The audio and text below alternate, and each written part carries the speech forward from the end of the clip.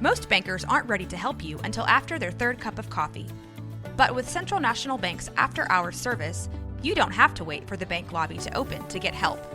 You can contact us from 6 to 8:30 in the morning or from 5 to 10 in the evening, and we'll connect you to a real, live, local person who can answer questions and fix problems 7 days a week. Bank different. Bank Central. Central National Bank. Member FDIC. Caroline, you should tell them about the newest thing that Bloody Happy Hour is doing. A Patreon. It's a Patreon. What is that? That means you're basically like a VIP member, and there's 2 different levels that you can, subscribe to, and you get some perks. You maybe get like merch a little earlier. You get exclusive merch. You could get first dibs on signing up for a live show. You get episodes with no commercials. You get our video because our video is no longer available on YouTube. It is only on Patreon. And the most important to me is you get videos of our live shows. So if you are far away and you couldn't make our last live show, it will be on the website. We're going to record this future live show. It's going to be on Patreon, but also bonus episodes each month. You guys tell us all the time you want more episodes. This is a way for you to get more episodes. So you're going to get our basic Tuesday, Thursdays that we always put out, right? But if you're on a Patreon, you're VIP, you're going to get more. I can't wait to talk about in detail some more stories because I always have a lot of details I want to go to. I can law-splain. I might read a book. They just unsubscribed. This is also going to be the exclusive place that Dirty Chat is going to go to. So if that is breaking some of your hearts, just go ahead and subscribe now. In order to hear the full content, it's going to be Patreon. Where do they go again? Patreon.com/bloodyhappyhour. Don't forget to stay aware, stay alive, and always be DTF.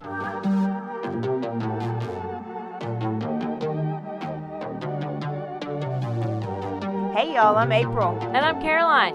And this is your Bloody Happy Hour. Caroline, are you ready for this? This is your newest guilty pleasure. It's the bloodiest part of your week. Did we say something about it also being happy hour? Show did. Because we about to be sipping on some murder. Bloody happy hour.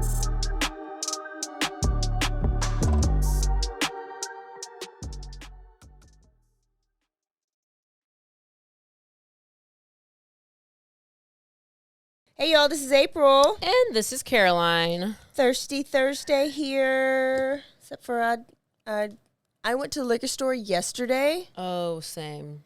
And got some vodka and some tequila just to have. And I was like, oh, I'll have it before we record. And guess where it is? At home. Oh, That's where it should right. be. Mm-hmm. So I'm drinking some water. Well, I mean, at least you're staying hydrated. I'm going to not be drinking water tomorrow. We're going to go to a city that's pretty close to us. You may know somebody there. You may know this person. Who is it? It's Darlene Gentry. And Darlene Gentry is from Robinson, Texas. For all you Robbie Rockets out there, your Rockets. Robinson Rockets. Mm-hmm. She is one reason why nurses are red flags. Well, this lady is a little sus, obviously. Let's go. So, the morning of November 9th, 2005, it was just past 6 a.m. Darlene made a frantic 911 call. Tapes of the call recording her saying, did we have an actual audio recording tape? I don't think so. It says, I got up this morning. I was in my son's room because they didn't sleep. My back door was open. My husband's guns are all gone. And there's blood on the bed. And he's gurgling. And he has pink foam coming from out of his mouth. And he's making this god-awful sound. That's very descriptive. Yeah. So when officers arrive, they find the missing guns are neatly stacked in the front yard. Okay. The scene didn't make much sense to the officers at the time because why would somebody take out the guns and then leave them right there at the front of the house, like all just like perfectly stacked and organized? I don't know.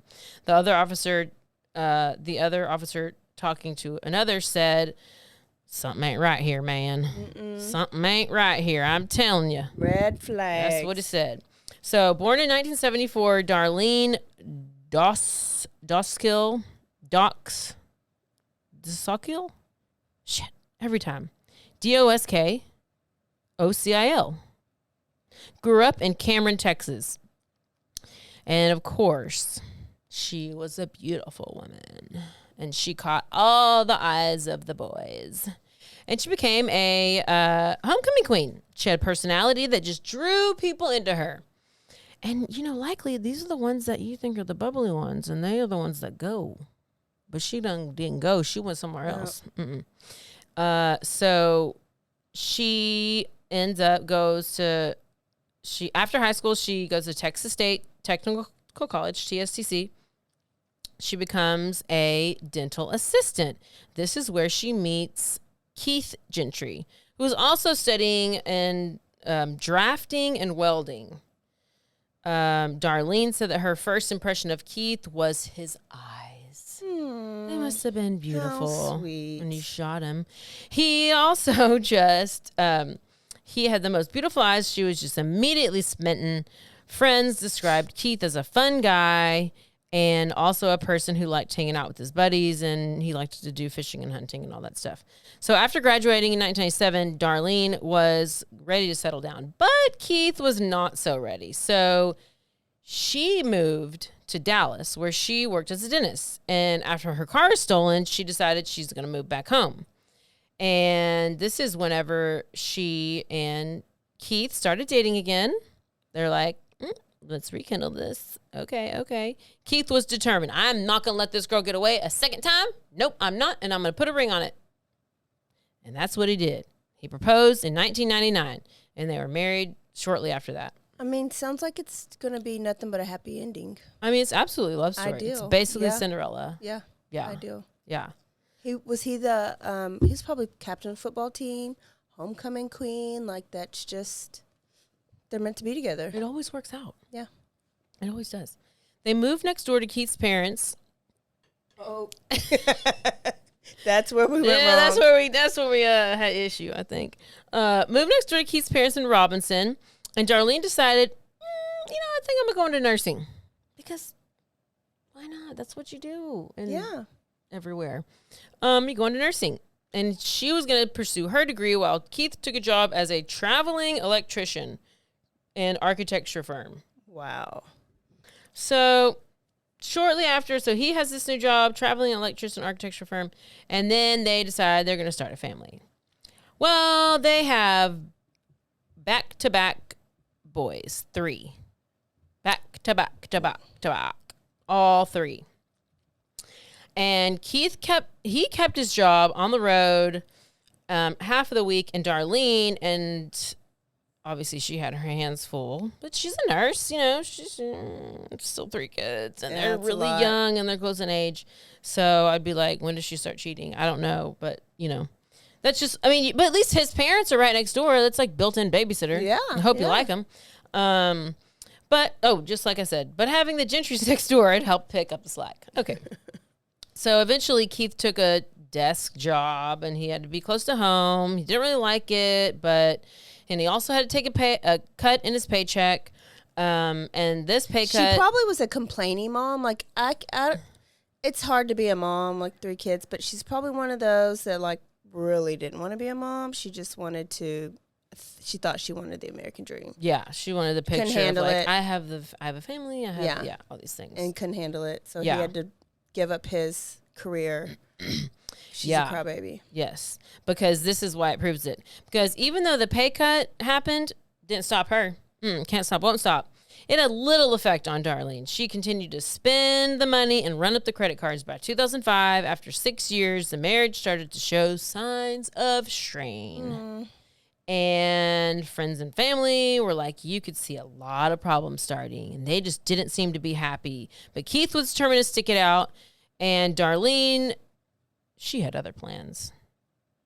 Her plans. Friends said Darlene would leave the boys with Keith's parents in the evenings and she would go out and party because there is such a big party scene in Robinson. Ooh, yes. But is this, do you know, okay, so is he like Mr. Perfect guy, or I don't know. I don't know. Because it seems like he was just living his life, doing his stuff, and then she just ruined it and ran up all the cards and stuff. Yeah. Well, November 9th, 2005, Keith Gentry has been shot once in the head with an entry wound, but not an exit wound with a bullet. Damn, that was almost 20 years ago. I know. We're so old. Wow. But he was still alive. Oh. Yeah, he was still alive. And he was rushed to the nearest hospital. So dispatch had reported that the incident was a home invasion, but when police arrived, they found no signs of forced entry. Oh, you left a little detail out there, Darlene. What did you do, my little pretty? No signs of forced entry, and the Gentry's glass gun cabinet did not appear to have been broken into, even though all the guns were laid outside all perfectly. Outside? On the ground? Yeah, I mean, obviously that's where they go. That's what robbers tend to do. Yeah. So whoever took the guns and put them out had forgotten the keys from... No, they had gotten the keys from top of the cabinet to unlock it. So they broke in, searched for the keys. Yes. Opened up the gun cabinet. Yes. And took the keys. They didn't take the guns to steal. No. And pawn. No. They just laid them out on the front yard. Lawn. Yes. They're probably doing like selfies, and then they're like, "Oh shit, sirens! Let's go!" Like, "Oh, leave the guns." I mean, yeah, normal thing. So whoever took these guns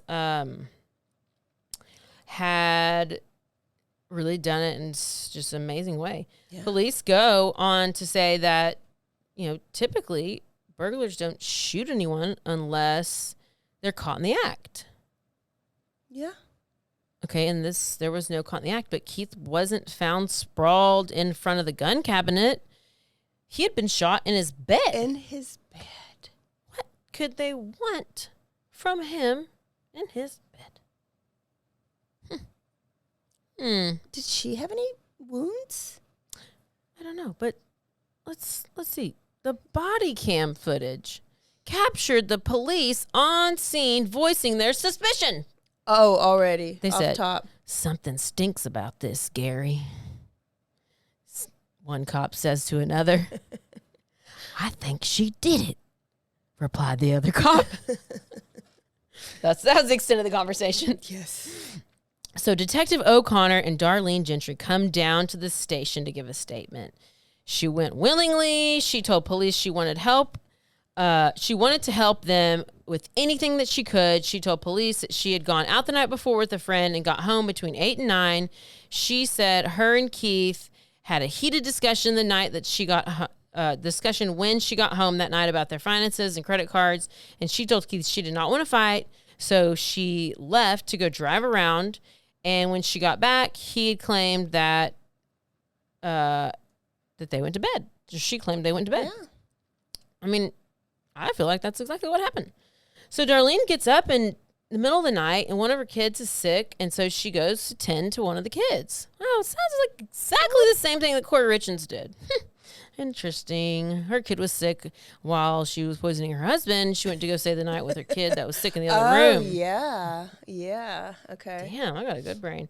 So she just went and stayed the night with that other kid. She stayed up with the kid while they were watching TV and before falling asleep in their room. That was Darlie Routier's excuse too. Wow. Yeah. I'm telling you, these D people, I don't know.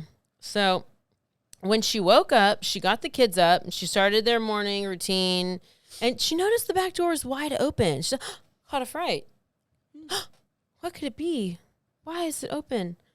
She thought she left it open when she went out in the night to throw out a dirty diaper. I mean, it sounds legit. Yeah. Yeah. She then saw an empty gun cabinet and yelled, "Keith, Keith, Keith," just like that, Keith, to wake him up. But Keith did not answer. No response. She went into the bedroom and noticed Keith's snore sounded a little different from how it normally sounds. So she turned on the light and she could see him breathing, but then noticed there was some blood, and called 911. Remember, she is a nurse. So, despite being a registered nurse, Darlene did nothing to help her husband and waited for the first responders, which typically, if you are a officer of the office, like if you're a nurse, an officer, a first responder type of person, you know exactly what to do. Yeah, you know, bitch. To stop, to cover, I don't know, put compression on the wound to stop the bleeding. You do something. Yep. You do something. CPR. So she didn't do anything. She just waited for the first responders. But those detectives made a comment. You know, they'd be commenting on the hot mic. And they said, even someone that's not trained in medical care with their spouse is injured, they're going to try to do something to help that person. She made no effort. No effort. But Darlene said she didn't know if she was in a fog or in shock. And the main thing she remembered thinking was just about the kids. Are the kids okay? Are they safe? So an hour into her interview, police got word that Keith was brain dead. And they drove Darlene to the hospital where she signed consent forms to take her husband off of life support. Oh, immediately. I mean, yeah. Why would you even think about that? Okay. So, off life support, and he died soon after that. Keith's dad said he never saw.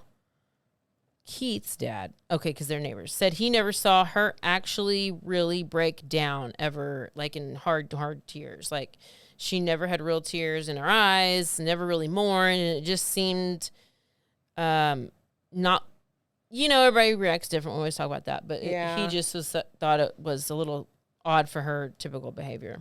Yeah, maybe at first people do clam up and freeze, in their shock. Especially if you're the one that has to maybe make a bunch of decisions. But at some point, especially if it's your husband, it should hit you. Yeah. And so, was I on that one?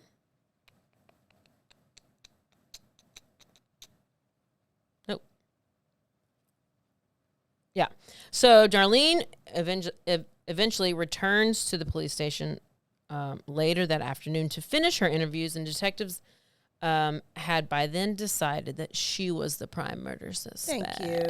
Good job, Robinson Police. I know. Good job, Robinson PD. Can you give Waco and Hewitt Woodward? couldn't do that with Matt give Hewitt Baker. PD a couple tips, okay? So detectives decided that she was the prime suspect. There was no signs of the break-in.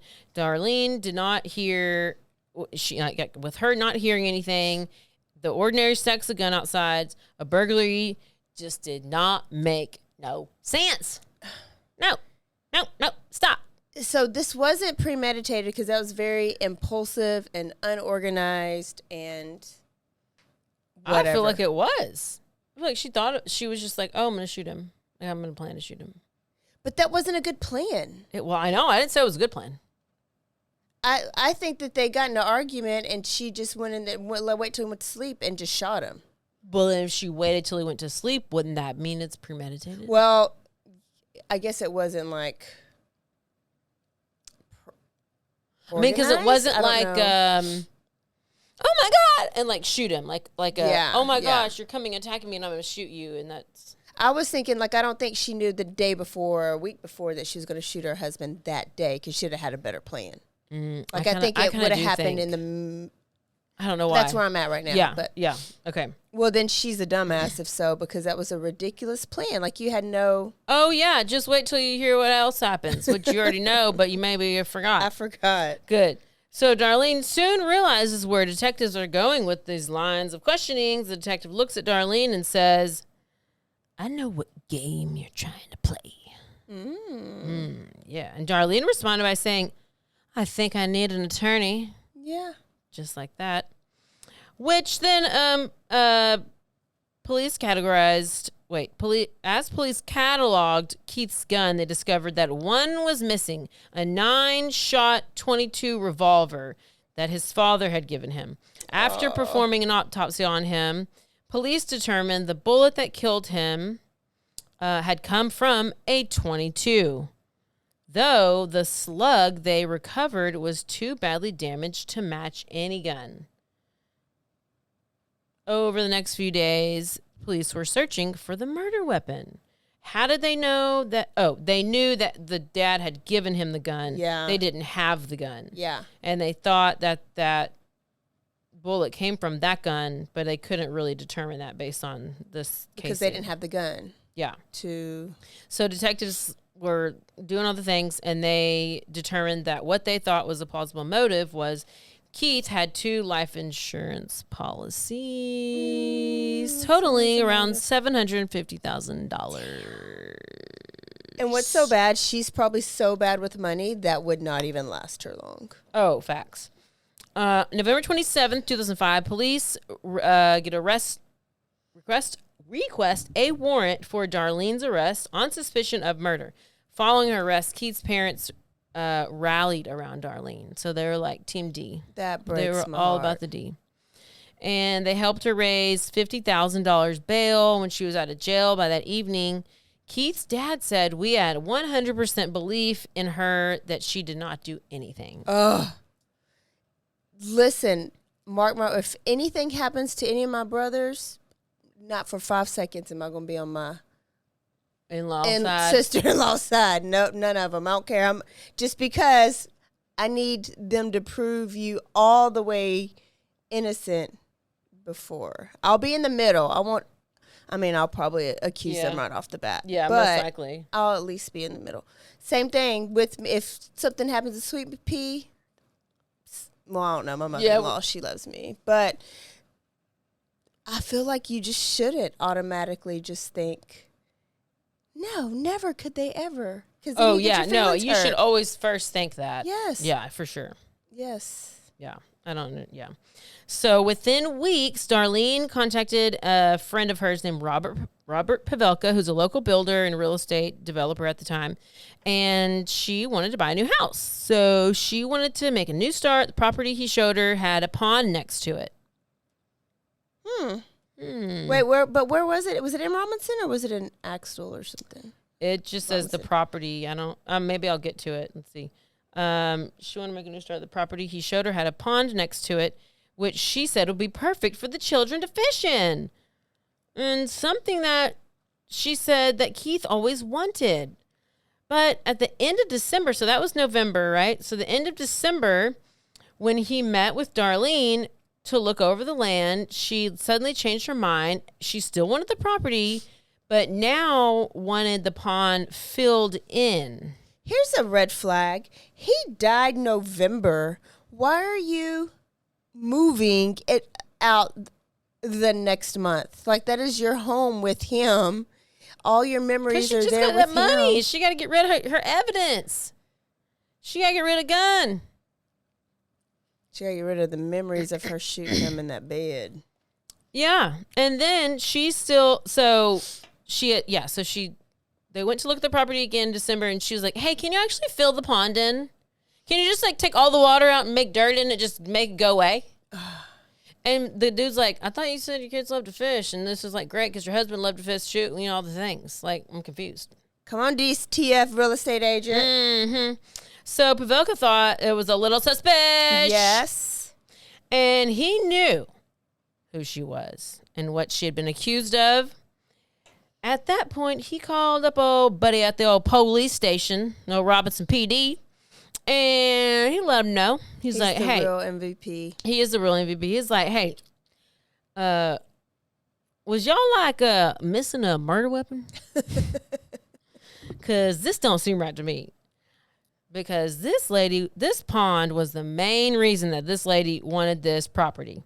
And now, all of a sudden, she wants me to fill it in and get rid of and drain it and fill it in and do all this stuff." And the detectives immediately were like, "Oh, hell." They suspected that she had used the pond to dispose of the murder weapon, and they called in a dive team. So then on January 4th, Steve Foster and the Texas Rangers said probably 10 to 15 minutes after getting into the water, one of the divers found the weapon. The weapon they found was Keith Gentry's missing .22. Wow. The puzzle pieces. Darlene Gentry's trial for murder for the murder of her husband began February 6, 2007. Her defense team seemed very confident in her chances for a full acquittal. And being that she was a pretty blonde mother of three, how could she commit this crime? How could she do it? With a gun, that's how she could do it. So with her good looks and Keith's family behind her, she presented well, and the prosecution's case seemed circumstantial at best. The prosecution's case rested on the inconsistencies in Darlene's story at the crime scene, as well as the video footage, as what she had done in the aftermath, and the incriminating video she had not counted on. Video. Video. Let's talk about the video. There was a little sting operation that she didn't know about. This is the best. So during the trial, Robert Pavelka, realtor, DTF, the informant? I guess he was the informant. Yeah. He takes a stand. He says police had asked him to tell Darlene that he would have to drain the pond before he could fill it in. Oh, yeah. But then if the water is gone, is the gun just sitting there? Yes. So Steve Foster of the Texas Rangers takes a stand and said that they set up a video camera in the brush in hopes that she would return and retrieve the gun.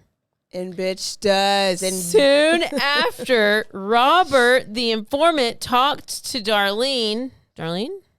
Yeah. And she showed up at the pond, and it's all captured on video. With waders on, she looks around, she gets in the pond, she starts digging around in the mud with a stick, looking for the gun. Ugh. Listen, we have a tank. There's snakes. There's frogs. There's turtles. I know. And this ain't even There's probably her house damn yet. sea monsters in there by now. She was real desperate. Oh, she put on them waders. Officers like, placed a large stick. Okay, they put a large stick to mark the spot where they found the gun in the pond. I guess I don't know if it was where they could see it, however, so that they knew where it was and could see, I guess, how close. Because she would know exactly where to go. Because she knew where she threw it. Yeah. So they're gonna be like, well, one, the fact that she goes, but even if she goes to that spot where that gun was, there's even more evidence. Video captured Darlene returning to the pond, checking around to make sure no one would see her. Started wading in the water. And goes directly to where the gun was found. When she couldn't find it, she became more frantic in her search and just started digging and digging and digging. But she couldn't find the gun because the police already had it. I loved that idea.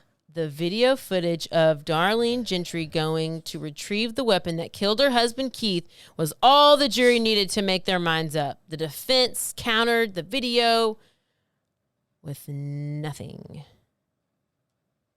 Right? Yeah. The defense rested, I would think that's supposed to say the prosecution countered the video with nothing. Anyways, the defense got the video in.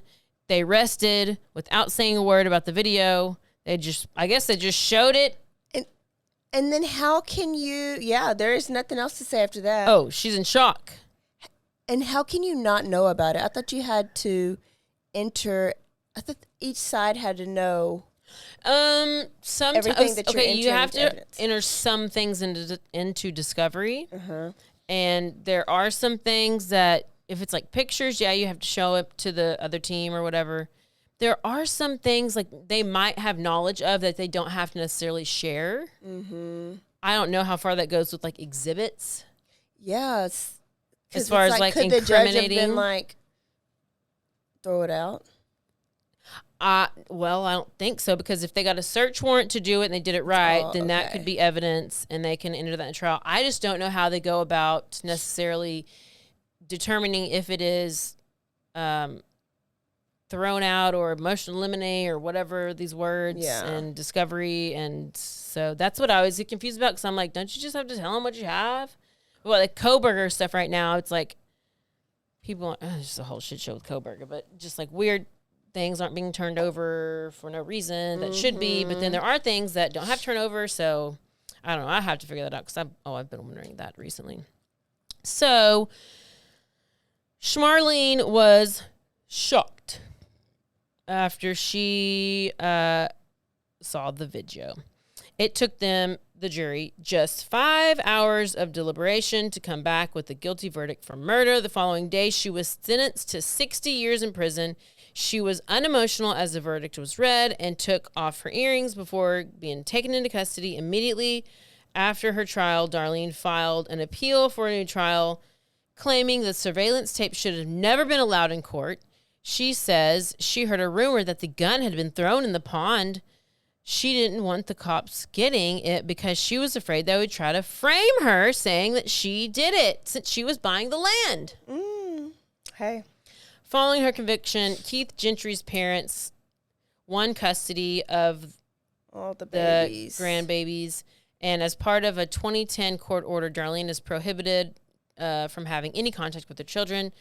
She continues to maintain her innocence. In November 2017, Texas Court of Criminal Appeals denied her request for a new trial, that her murder conviction would stand. And then according to Texas Department of Criminal Justice, she will first be eligible for parole in 2037. I was just looking that up. Wow. Yep. Wonder if she still thinks it's worth it. She must serve 37 years before eligible. And her projected release date is 2067. Wow. 2060 or 37? Well, it says parole, and then it said projected. Oh. I guess if she's eligible in 37, and then otherwise, yeah. So there's your story of Darlene Gentry. How y'all like it out there, Robinson fans? She with Yolanda Saldivar and Tammy. Oh my gosh, I think she might be. And Gatesville, I bet.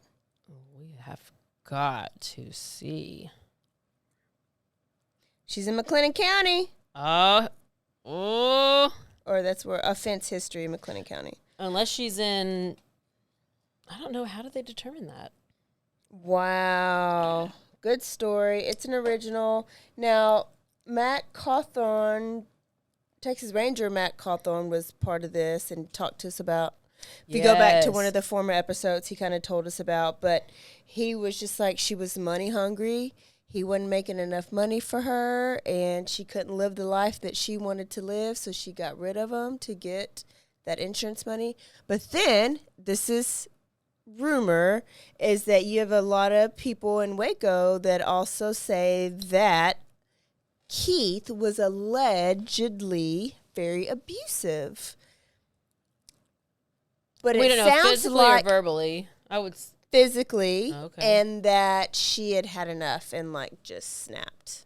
But then why not come out with all of that when you're on trial? But allegedly that all came out like she was trying to save face. Like, yeah, I did it, but you know, he beat me all the time. But I don't think any of that came up in court. I think it's just her telling the people that she talks to. Yeah.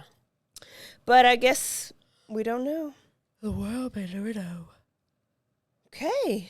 Good story. There we go. Done and done. Love it. Done. And we will see y'all next week for a whole new week of episodes. A whole new week. If you watch True Crime News, send me some stuff. Send us some nice stuff because I've had trouble lately finding and stuff. whenever I get in trial, I get have trouble You ignore. diverting Away from trial. Yeah. And Karen Reed's still going on? Oh, it's a whole shit show. Yes, it's going on. It's still the state's case. And they're on week 6. They're on witness number like 53 or something out of like 80. And the judge said it was expected to last 6 to 8 weeks. Ain't no way it's going to be done in 8 weeks, but she's innocent. So that's all I care. Yeah. Okay. We will see y'all next week. Don't forget to Stay aware. stay alive. Always be DTF. Like real estate agent Pavelka. Down to find the truth. Bye, y'all. Bye.